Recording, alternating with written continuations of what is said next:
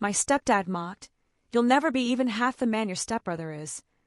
I rose up and said, Good, let him cover your bills then, because I'm done.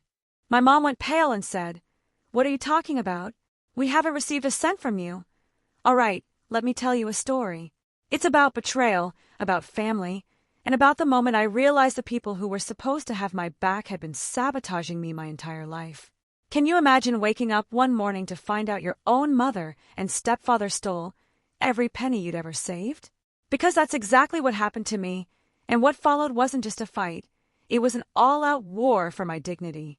I was 26 when everything finally exploded, but honestly, this story starts years earlier. My name's Brandon, and growing up, my house never really felt like mine. My biological dad left when I was little. So, when my mom remarried, I tried to be optimistic. I was 10, a kid, so I thought, new dad, more family, more love. Instead, I got Doug. From the moment he looked at me, I swear he silently decided I was competition. He has this permanent scowl carved into his face, like the world just personally offended him. Then there was his son, Tyler, my new stepbrother, 2 years older. The golden child, from day one. Our house dynamic changed instantly. Suddenly, rules bent for Tyler. If he left his stuff all over the living room, it was boys will be boys. But if I forgot to take out the trash once, Doug would launch into this long lecture about being a man, pulling my weight. And Mom, she'd just sit there, quiet, like she was stuck between defending me and keeping the peace. Back then, I just swallowed it. I thought if I just worked harder, got better grades, helped out more, they'd see me as part of the family, too. But no matter what I did, Tyler was the one who got praised. He scored average grades. He's so smart. I got straight A's. Don't get cocky. Tyler skipped practice. Doug laughed, called him independent. I missed one soccer game because I was sick. You're letting the team down. It sounds small when I say it, but when that happens every single day, it starts to pile up. Like bricks on your chest.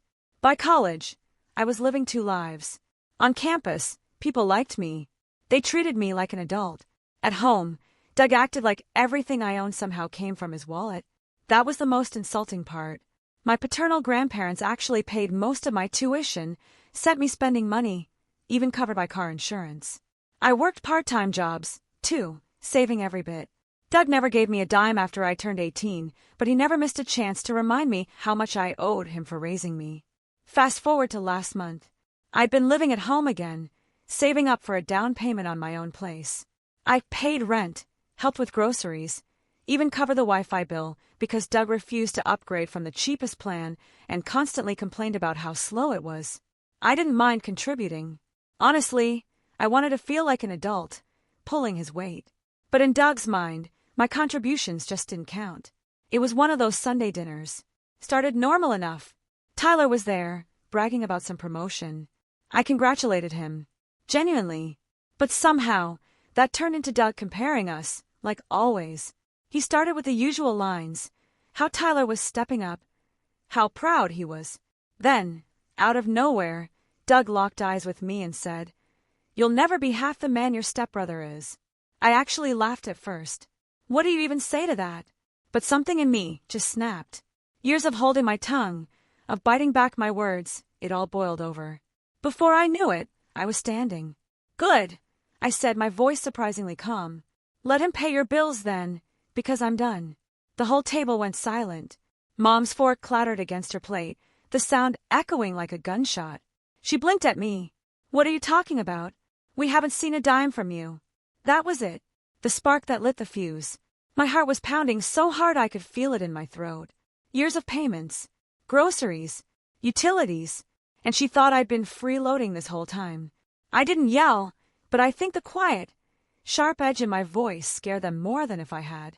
I just stood there for a moment, my hands flat on the table, breathing slow and steady. The silence was thick, like even the air was holding its breath. Tyler was the first to break it, leaning back with that smug smirk he'd been perfecting since middle school. Dude, you don't even pay rent, he said casually, like it was some undeniable fact. I turned to him. Slowly. I pay rent every single month, I said, my voice still calm, but colder now. $200 cash to Mom. Mom's face scrunched up, like I'd started speaking another language. "That's not rent," she said, waving her hand like I was ridiculous. "That's just to help out with groceries." I couldn't help it. I laughed. A hollow, humorless laugh that didn't even sound like me. "Groceries? Mom, I do the grocery shopping. I buy the groceries." I reached into my wallet, pulled out a receipt from just 3 days ago. $176.42 for the week's food. Paid for by me. "And you're telling me you haven't seen a dime?" Doug crossed his arms, leaning back like he was watching a TV show he'd seen 100 times. "You're overreacting. Everyone chips in. That's what families do. Families also acknowledge when someone's helping." I shot back. My voice cracked a little, which just made me angrier. It wasn't just anger, it was hurt. "You've been acting like I'm freeloading here while I'm literally paying for half this house to function." Doug's face darkened. "Watch your tone," he snapped, like I was 10 years old again. I didn't sit back down. Something in me refused. "No," I said quietly. "I've been watching my tone my whole life in this house. I'm done doing that." Tyler rolled his eyes, muttered something under his breath. "Drama queen." I caught it. That was it. I turned to him, and for the first time in my life, I didn't swallow it down. "You think I'm dramatic? You got a brand new truck last year, paid for with family money, while I'm busting my back, saving for a used apartment. You don't pay a single bill here, and somehow I'm the problem." Tyler shrugged, grinning. "I earned that truck." Dad said, "Exactly." I cut him off. Dad said, "Not Mom, not me. And not his money either, because last I checked, Doug, you're still paying off your own car loan." That hit him. His jaw tightened. Before he could say anything, Mom jumped in. "Brandon, that's enough. You're being ungrateful. Doug has done so much for you over the years." "What exactly?" I asked, genuinely curious. I wasn't yelling, but my voice was louder now, almost shaking. "What exactly has he done for me?" Because from where I'm standing, my grandparents paid for my tuition. I paid for my gas. I paid for my car insurance. I paid for my phone bill. I paid for Wi-Fi. I paid for the food we eat. So please, explain to me what I'm supposed to be grateful for. Mom opened her mouth, closed it. For the first time all night, she didn't have an answer.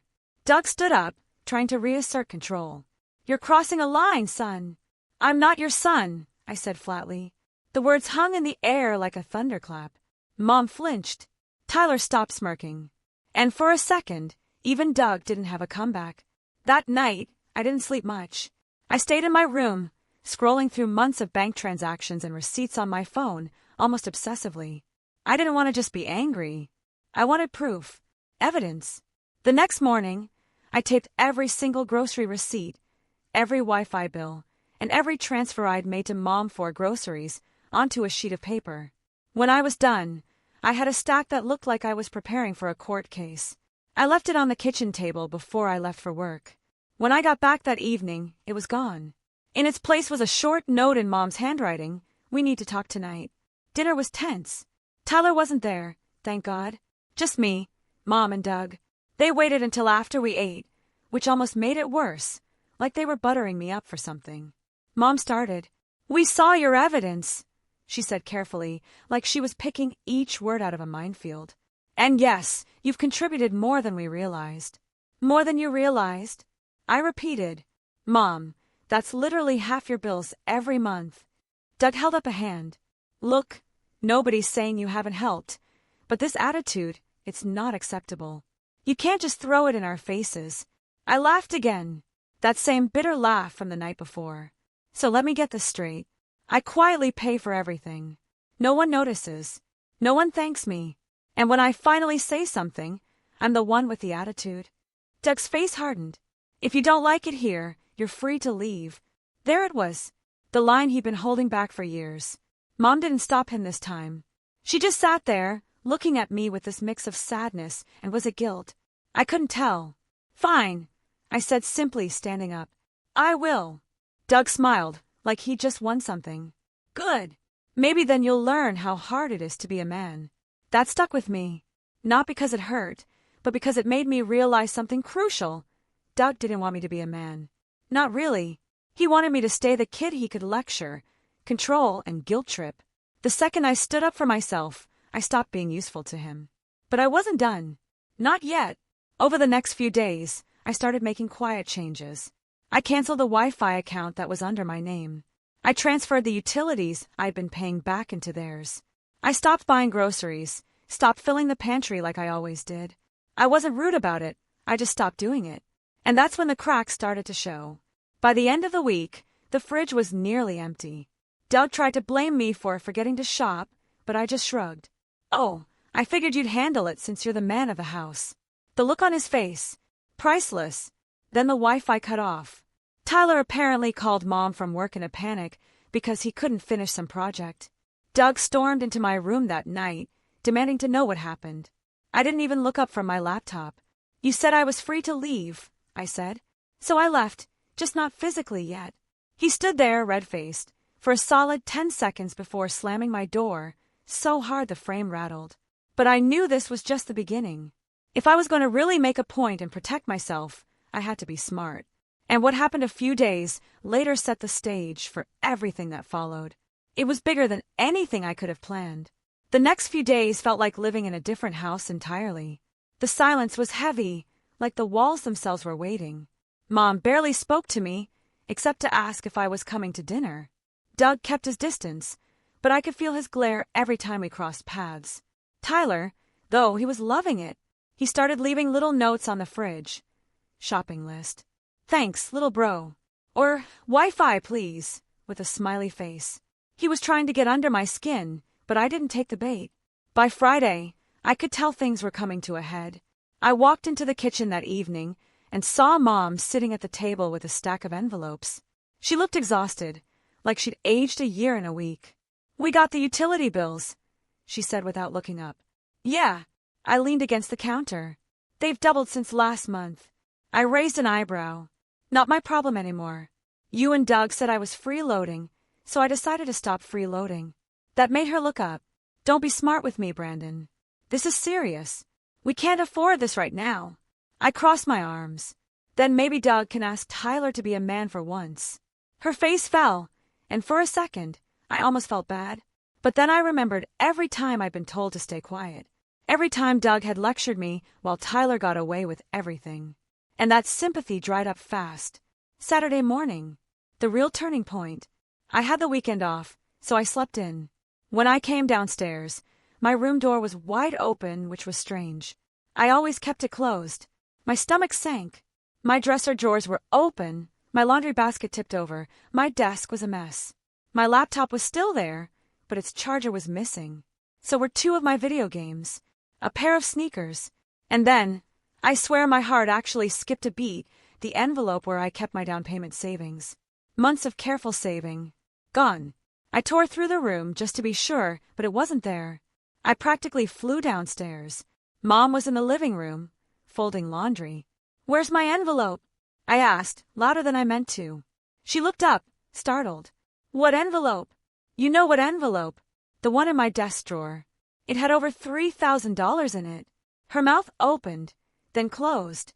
She didn't answer. Doug came in from the garage right then, holding a wrench like he'd been working. "What's with the yelling?" I turned on him. "Did you go in my room?" He didn't even flinch. "Yes." That stopped me cold. "You what?" "You don't pay enough to have privacy in this house," he said flatly. "We needed to see if you had anything stashed away. And looks like you did." My blood went cold. "What did you do with my money?" He smirked. Actually smirked. "Consider it rent." I swear the room spun for a second. My hands were shaking, so hard I had to grip the back of the couch to steady myself. "You stole my money." "Don't use that word," Mom said quickly, standing up now. "It's not stealing, Brandon. We just borrowed it. We're behind on some bills, and Tyler's car payment is due." "Tyler's car payment?" My voice cracked on the word. "You took my savings to pay for Tyler's truck." Mom flinched, but she didn't deny it. I laughed. This hollow, humorless laugh that didn't even sound like me. "Unbelievable. You actually proved my point better than I ever could." Doug stepped closer, towering over me. "Watch yourself. You're still under my roof." "Not for long," I said quietly, my whole body shaking now. Not from fear, but from rage. I stormed back upstairs and slammed my door, my mind racing. I couldn't believe it. Not just that they'd taken the money, but that they didn't even seem sorry. They acted like it was their right, like everything I had belonged to them by default. For the rest of the day, I stayed in my room. Every time I heard Tyler's voice downstairs, laughing like nothing was wrong, it made my blood boil. Around dinner time, I heard him say, loud enough for me to catch it through the door, "Guess I don't have to worry about my truck getting repossessed now." Thanks, bro. I think that was the moment something in me clicked. This wasn't just unfair. It was betrayal. Deep, personal betrayal from the people who were supposed to have my back. That night, I packed a bag. Not everything, just enough for a few days. I didn't want to tip them off completely. Not yet. I needed time to figure out my next move. When I left for work the next morning, I didn't come back. I stayed at a friend's place across town, someone I trusted, and told him everything. He was furious on my behalf, but he also gave me some advice that stuck. Don't just blow up on them. Make them feel it where it hurts. But make it clean. No one can call you the bad guy if you do it smart. So that's what I decided to do. The next time I walked back into that house, I wasn't just angry Brandon anymore. I was calm, focused. Every word I spoke was measured. And the look on Doug's face when he saw me like that, not yelling, not crying, just stone cold, told me he realized something. I wasn't playing their game anymore. But then came the final straw. The act that took this from betrayal to all-out war. It was Tuesday night. I had just gotten back from the bank where I'd opened a new account and changed all my direct deposits. When I pulled into the driveway, I noticed something strange. Tyler's truck was parked crooked, almost blocking the garage. Inside, voices were raised. I paused in the hallway, listening. "Told you he'd overreact," Tyler was saying. "He'll get over it," Doug replied. "He doesn't have anywhere else to go. And if he does leave, we can use his room for storage." Then Mom's voice, quieter, almost hesitant. "What about his job? His boss called earlier. He left a message saying Brandon didn't show up today. He's never missed a shift before." "Oh, that," Doug said casually. "I called his boss, told him Brandon was going through some stuff and might not be a good fit right now. Better to cut him loose before he causes problems." I froze. My hands went numb. He called my boss. He actually sabotaged my job. I stepped into the living room then, and the look on their faces, Doug's smug satisfaction, Tyler's faint amusement, Mom's guilty cringe, told me everything I needed to know. "You called my boss." My voice was so quiet it scared even me. Doug shrugged. "You were getting out of control. You need some humility, Brandon. This is for your own good." That was the moment the last bit of whatever tie I had left to this family snapped. I didn't yell. I didn't throw anything. I just nodded slowly, like I'd finally solved a puzzle that had been haunting me my entire life. "Okay," I said simply. "Okay." And I walked upstairs, closed my door, and started planning. Really planning. Because this wasn't just about money anymore. This was about respect. About dignity. About finally standing up after years of being told to sit down. And when I was done, they wouldn't just lose me. They'd lose the illusion that they had any control over me at all. That night, I didn't sleep. I lay in bed, staring at the ceiling, my chest so tight it felt like someone was sitting on me. I kept replaying Doug's voice in my head, calm, dismissive, like he had every right to call my boss and tank my job, like I was still 10 years old and had to be taught a lesson. By the time the sun started to rise, I'd made my decision. I couldn't stay in that house any longer. Not for another night, not even for another hour. I got up quietly, packed the rest of my clothes, my laptop, anything I couldn't stand to lose. Every zipper sounded like thunder in the early morning quiet. I half expected Doug to barge in and demand to know what I was doing. But the house stayed silent. When I was done, I took one last look at my room, at the walls I'd painted, the shelves I'd put up myself, the space that had been my only refuge for years. And then I shut the door softly behind me. I didn't leave a note. They didn't deserve one. The drive to my friend Eric's apartment felt unreal, like I was watching someone else's life through a car window. When I got there, Eric just nodded, like he'd been expecting me. He didn't ask questions. He just helped me bring my bags in and handed me a spare key. "You can stay as long as you need," he said simply. I thanked him, but it felt hollow. Because as much as I was relieved to be out, I couldn't shake the weight in my chest. I'd lost my savings, my job, and whatever scraps of trust I'd had left in my family, all in the span of a week. The first few days were the worst. I'd wake up, stare at my phone, and have to resist the urge to text my mom. Not to forgive her, just to see if she'd reach out. To see if she'd apologize. She didn't. The only messages I got were from Tyler. And they were as obnoxious as ever. Hope you're having fun playing house with your friend. One read. Truck payment cleared today, winky face, said another. I didn't reply to any of them. Instead, I focused on survival.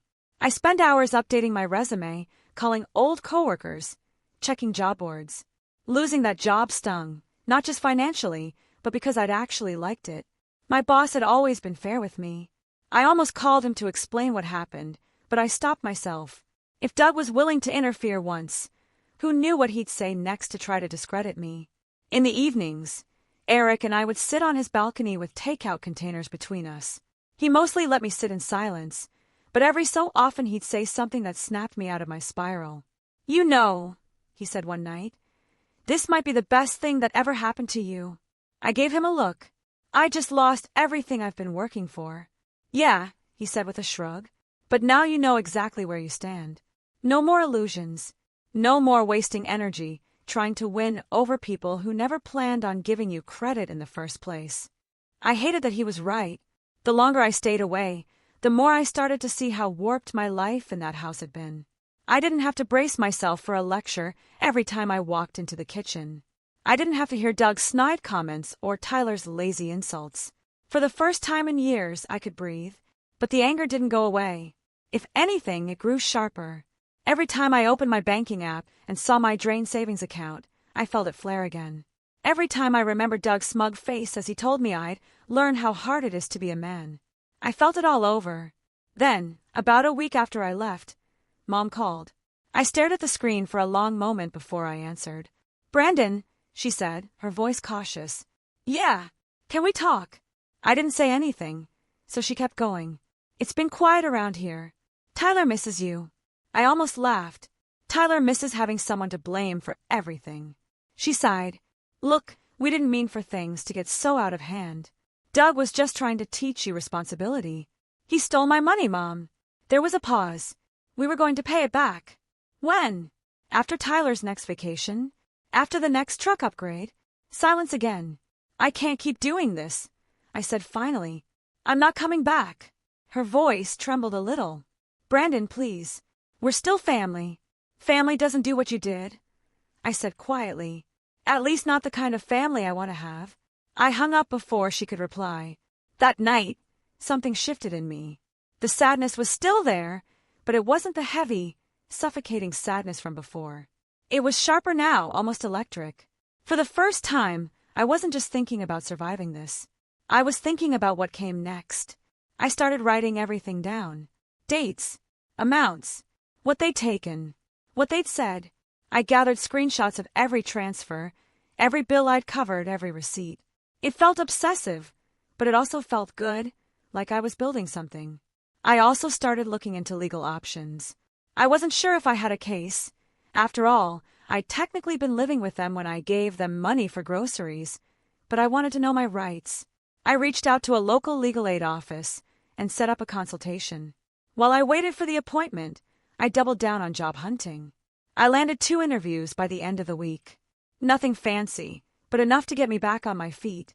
I also opened a separate savings account, one they couldn't touch even if they tried. And slowly, piece by piece, I started to feel like myself again. But then, just when I was beginning to breathe a little easier, Mom showed up at Eric's apartment. It was a Sunday afternoon, and I'd just gotten back from one of the interviews. Eric opened the door and gave me a look that said, You'd better deal with this. Mom was standing there with a plastic container of food, my favorite lasagna. She looked tired, but not angry. Can we talk? She asked. I hesitated, but let her in. We sat at the kitchen table, and she started slow. Doug thinks you're being dramatic, she said. I raised an eyebrow. Of course he does. But I think... She hesitated. I think we made a mistake. I didn't say anything. I miss you, she admitted. I know you were helping more than we gave you credit for. But Doug says you still owe the house rent for the months you stayed there. I blinked. You took my savings and now you think I owe you more? She flinched, but didn't deny it. You were still living there, Brandon. It was almost funny at this point. Almost. I stood up and grabbed the folder I'd been putting together, the one with every receipt, every bank statement. I dropped it on the table with a heavy thud. That's what I paid, I said flatly. Add it up. If you still think I owe you after that, then we can take it to court. Her eyes widened, and for the first time, I saw fear flash across her face. She didn't say anything else, just left the lasagna on the table and walked out. And as the door clicked shut behind her, I realized something. I wasn't at rock bottom anymore. I was climbing out of it, and I was doing it on my own terms. But I also knew this wasn't over. Not even close. Because something told me Doug wasn't going to let this go quietly, and I was ready for whatever came next. The week after Mom's visit was a turning point.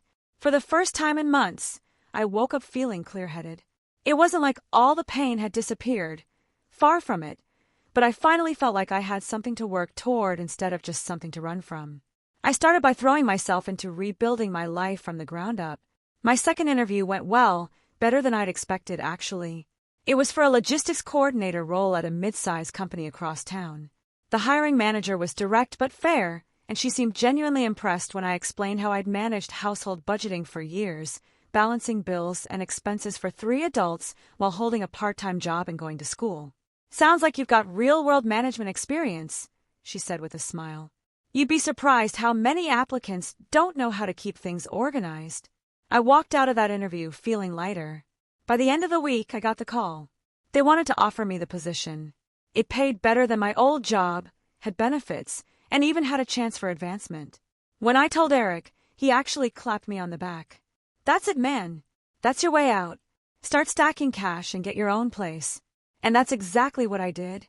I cut every expense I could, ate cheap, stayed in, even picked up a few extra shifts when they were offered. The first paycheck I got from that new job felt like a declaration of independence. I opened that new savings account and transferred almost all of it in, leaving just enough for groceries and gas. Slowly but surely, things started falling into place. By the end of the second month, I'd saved back almost half of what Doug had stolen from me. My confidence was coming back, too. I started going to the gym with Eric a few times a week, just to get out of my head and channel some of the frustration somewhere productive. It was rough at first. I'd never been much of a gym guy. But after a few weeks, I started to notice small changes. My posture was straighter. My clothes fit better. I felt stronger, literally and figuratively. The change didn't go unnoticed. One afternoon, I ran into an old classmate at the grocery store. She did a double take and said, "Wow, Brandon, you look good." Like, good. It threw me off for a second, but as I walked back to my car, I couldn't stop smiling. It wasn't just my appearance that was improving, though. My mindset was changing, too. The bitterness was still there, but it wasn't consuming me anymore. Instead, it was fueling me, pushing me to build something better. I also kept meticulous track of every single document I gathered about my time living at Mom and Doug's house. It had started as just a way to keep myself busy, but now it felt like I was building a weapon. Not a physical one, but one that could cut through every lie they'd ever told about me freeloading or not contributing.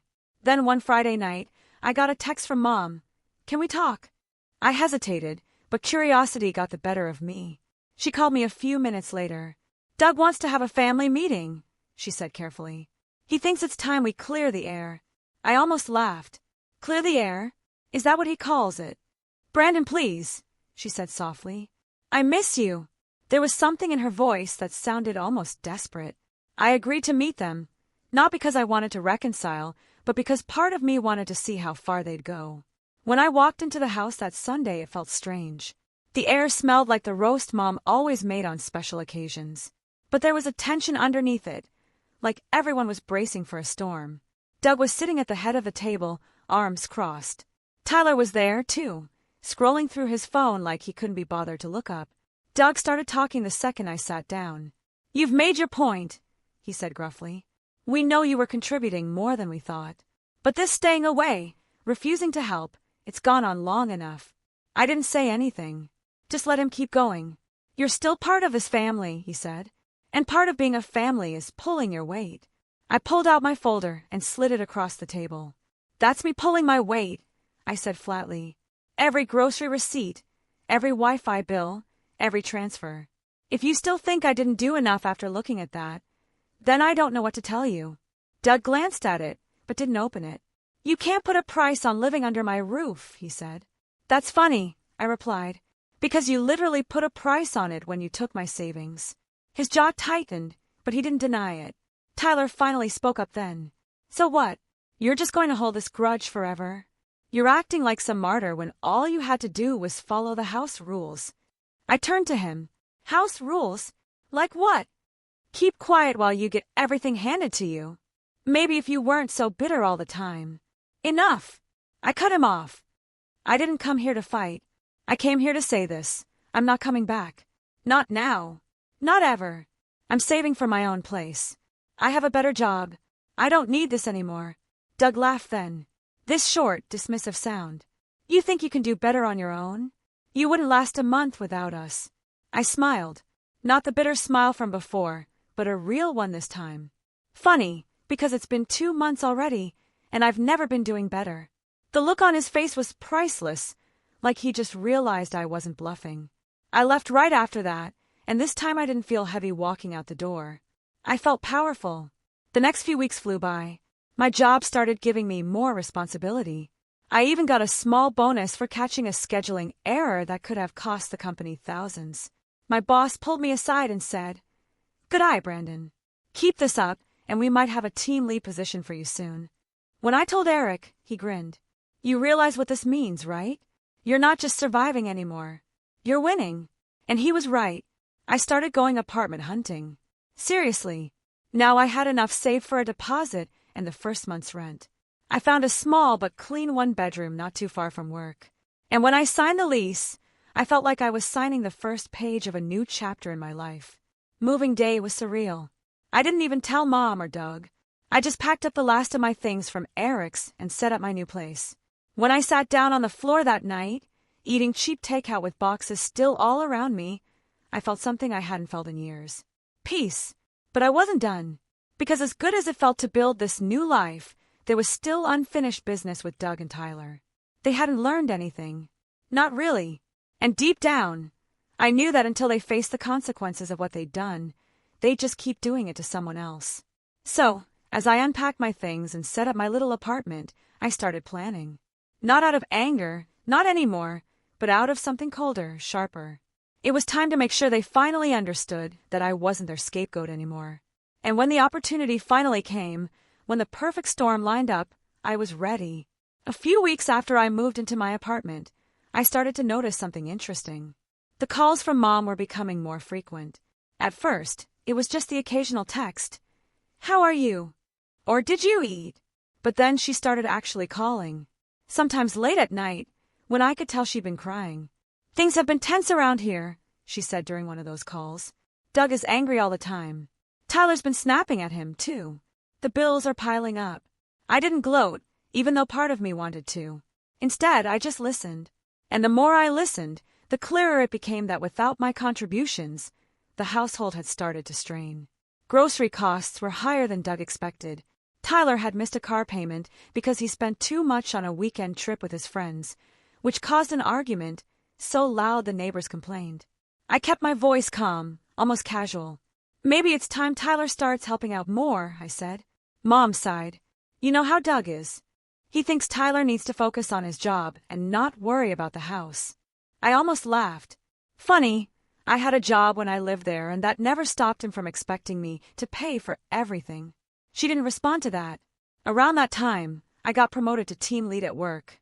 It came with a raise, better hours, and most importantly, more control over my schedule. It was a huge confidence boost, and it also freed up more time for me to focus on getting my financial life in order. I met with a lawyer at the legal aid office, bringing my carefully compiled folder of receipts and bank statements. He flipped through it, occasionally raising an eyebrow. "You've got a solid paper trail," he said.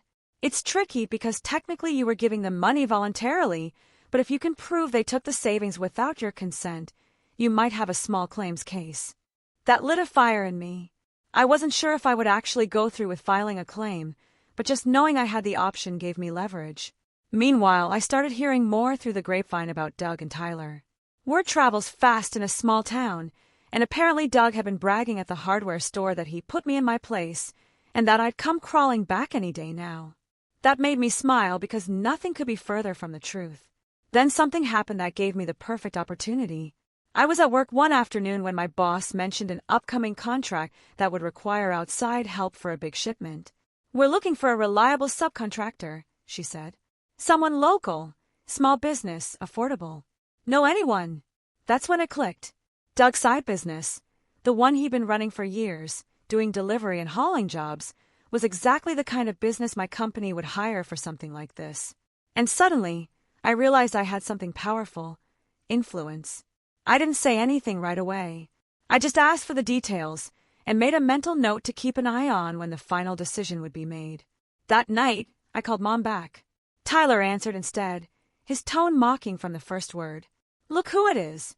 You ready to apologize and come home yet?" I smiled to myself. "No, Tyler. I'm calling to tell Mom something important." "She's busy," he said. "Then tell her this. I have a new job. I just got promoted, and I'm doing better than ever." There was a pause on the line. "Good for you," he said sarcastically. "Want a medal?" "No," I said evenly. "But you might want to tell Doug. I have some connections now that he might find useful." I hung up before he could reply. A few days later, Mom called me back.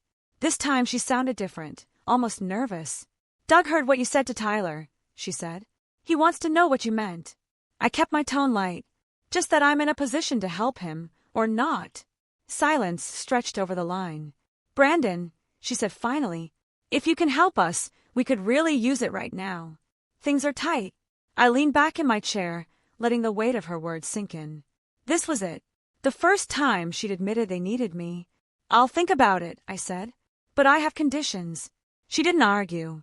She just said, "Okay." That night, I sat at my kitchen table and made a list. Not just of what I wanted from them, but of what they owed me financially and emotionally. I wasn't just going to let them back into my life on their terms. This time, it would be on mine. Over the next week, I quietly gathered even more leverage. I asked my boss if I could sit in on the subcontractor vetting process, just to observe. She agreed, and I got a front-row seat to the decision-making. Doug's business was on the list of candidates. When his proposal came in, I almost laughed out loud. It was overpriced, sloppy, and full of hidden fees. It was exactly the kind of thing that would get rejected outright. But I didn't reject it. Not yet. I kept that information to myself. Instead, I waited. Sure enough, a few days later, Mom called again. This time, Doug was on speakerphone. "We heard you might be able to get us a contract with your company," he said, his tone gruff, but not as smug as usual. "Maybe," I said. "But like I told Mom, I have conditions." "What conditions?" "I want my savings back. Every cent. And I want an acknowledgement from both of you that I contributed more than you gave me credit for. No more calling me a freeloader. No more lectures about being a man. You do that, and I'll see what I can do." There was a long silence. "That's blackmail," Doug said finally. "No," I said calmly. "That's negotiation." And for the first time in years, I heard something in Doug's voice I'd never heard before. Hesitation. When I hung up, I felt something shift inside me. I wasn't just reacting to them anymore. I was setting the terms. I had power now, and I wasn't afraid to use it. The next step was going to be crucial. I needed to make sure that when the tables finally turned, there'd be no going back to the way things were. And as the final contract decision approached, I started putting every piece into place. Because when it all came together, Doug and Tyler were going to learn exactly how it felt to underestimate me. The morning of the subcontractor decision meeting, I woke up earlier than usual. I brewed a pot of coffee, sat at my small kitchen table, and went over my notes one last time. Every number, every receipt, every email from my boss about the process. I reviewed it all until I could have recited it in my sleep. This wasn't just about getting even anymore. It was about making sure the narrative finally changed. For years, Doug had painted me as the ungrateful kid, the freeloader, the one who needed to learn responsibility. Today was the day that flipped for good. When I walked into the office that morning, my boss waved me into the conference room where the team was meeting. A stack of subcontractor bids sat in the center of the table. Doug's company's proposal was right on top, his company name written in bold letters.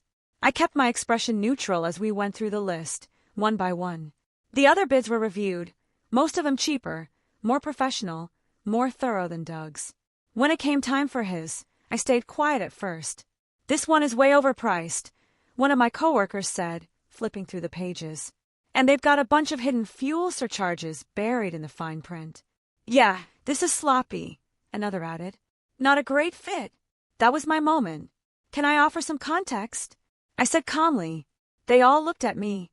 "I know the owner personally," I continued. "And I can tell you, they have a reputation for cutting corners. I've seen it firsthand. Missed deadlines, last-minute price hikes, jobs that weren't finished properly." I wasn't lying.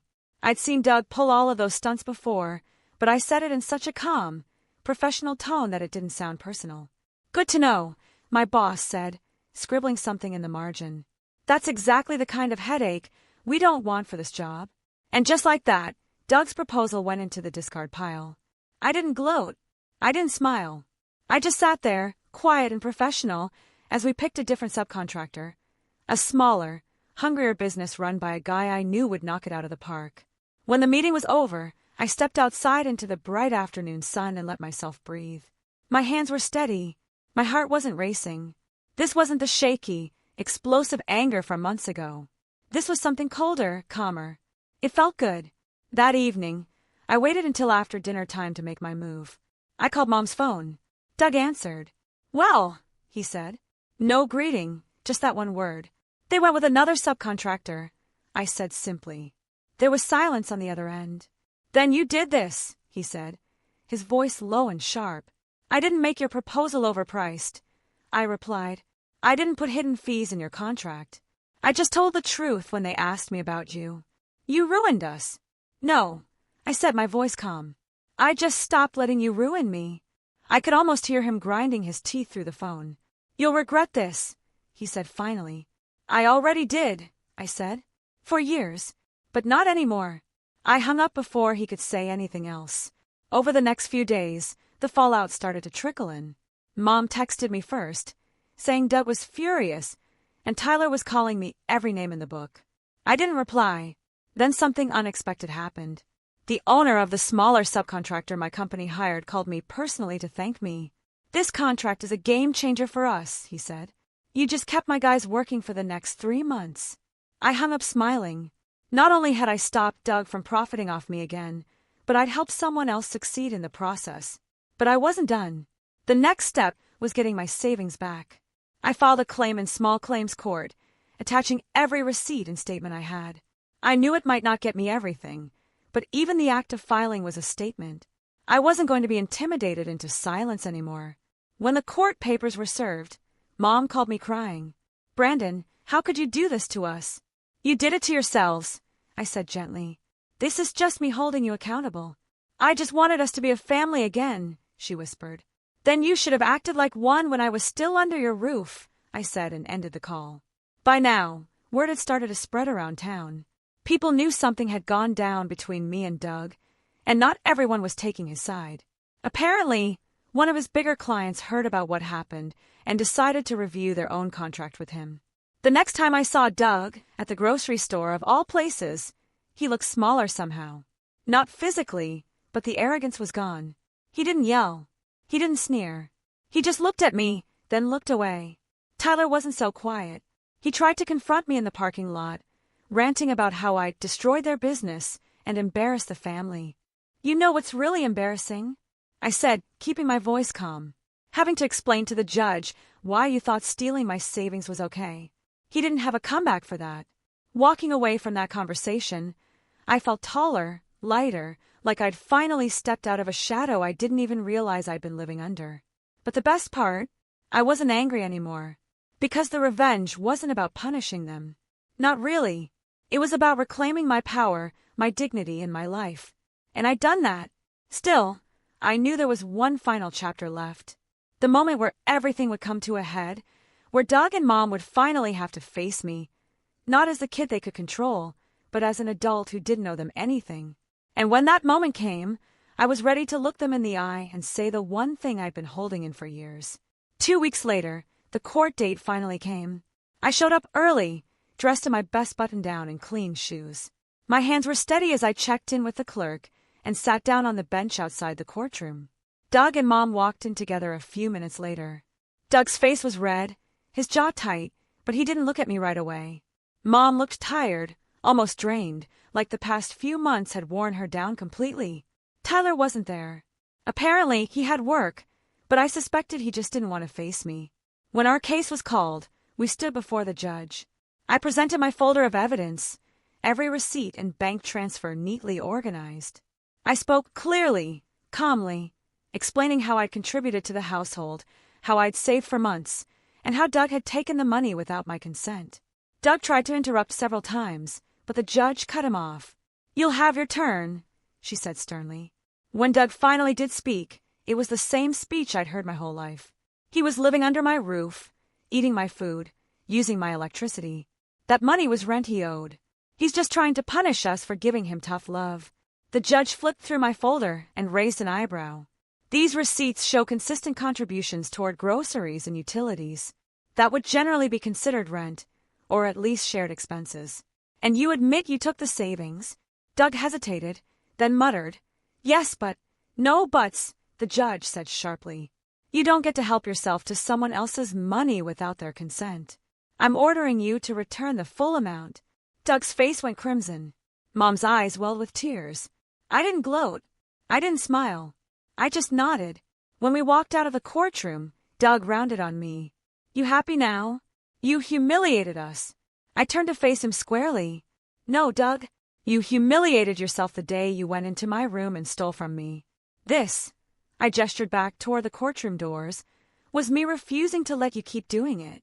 He opened his mouth like he wanted to say something, but nothing came out. Mom stepped closer then, her voice quiet. "Brandon, I'm sorry." I looked at her for a long moment. For the first time, it actually sounded like she meant it. "I believe you," I said softly.